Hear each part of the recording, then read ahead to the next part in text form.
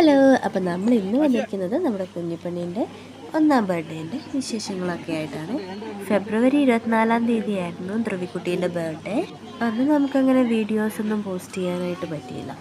Working day ആയതുകൊണ്ട് നമ്മൾ രാത്രിയിലാണ് അവളുടെ ബർത്ത്ഡേ സെലിബ്രേറ്റ് ചെയ്തത്. ഫ്രണ്ട്സും ഫാമിലിയൊക്കെ കൂടെ അടിപൊളിയായിട്ട് നമ്മൾ നമ്മുടെ കുഞ്ഞിപ്പെണ്ണിൻ്റെ ബർത്ത്ഡേ സെലിബ്രേറ്റ് ചെയ്തു. ഒരുപാട് ആളുകൾ ആശംസകളും ഗിഫ്റ്റുകളുമായിട്ട് നമ്മുടെ ചുറ്റും ഉണ്ടായിരുന്നു. നമ്മുടെ ധ്രുവിക്കുട്ടി അവളുടെ ബർത്ത്ഡേ അടിപൊളിയായിട്ട് ആഘോഷിച്ചു.